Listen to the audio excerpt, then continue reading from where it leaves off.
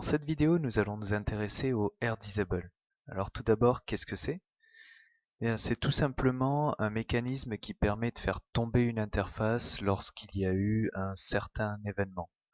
Par exemple, il y a un problème de sécurité sur un port, on fait tomber le port et ensuite on regarde qu'est-ce qui se passe réellement.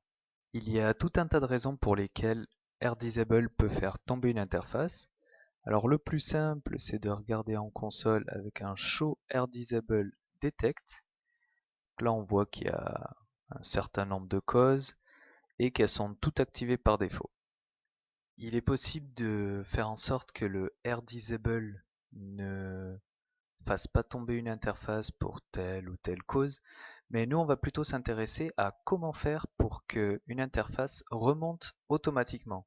Et c'est ce que nous permet le Show AirDisable Recovery. Donc, ce que nous permet le recovery, qui est désactivé par défaut sur toutes les causes et qui, lorsqu'on l'active, a un timer par défaut de 300 secondes. Donc, comment modifier tout ça?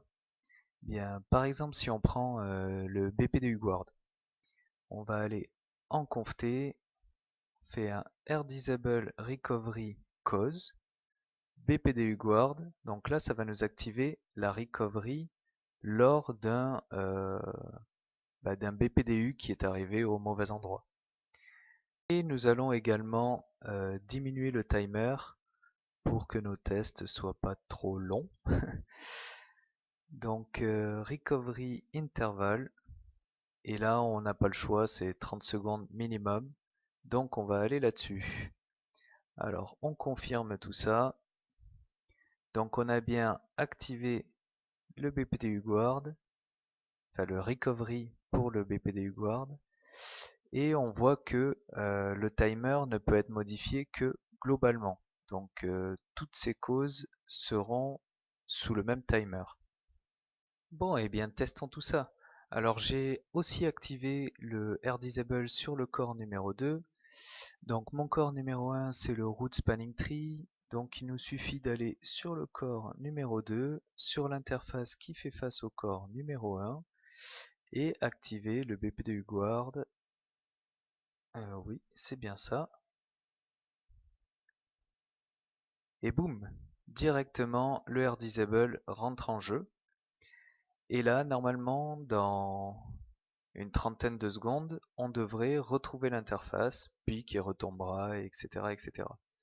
Alors, quand on doit troubleshoot un AirDisable, bon, bien sûr, il y a les logs qui sont très parlantes, mais aussi on peut faire un show interface statut AirDisabled qui nous indique quelle interface est tombée et pourquoi. Surtout pourquoi.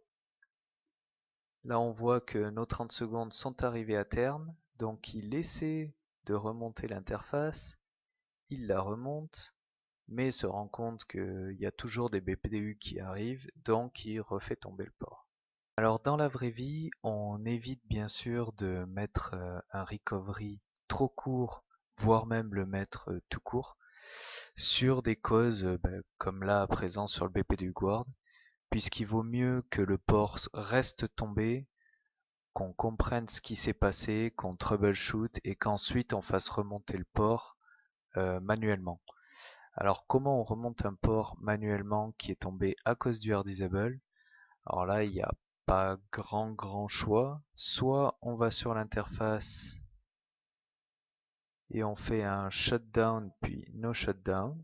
Donc là, l'interface remonte. Bon, là, comme j'ai toujours l'AirDisable, le BPDU Guard, pardon, ça va retomber. Et sinon, sur certaines plateformes, il est possible de faire un clear AirDisable interface et l'interface qui va bien. Bon, ici, j'y ai pas accès, mais voilà, c'est aussi un moyen de faire un shot no shot, quoi.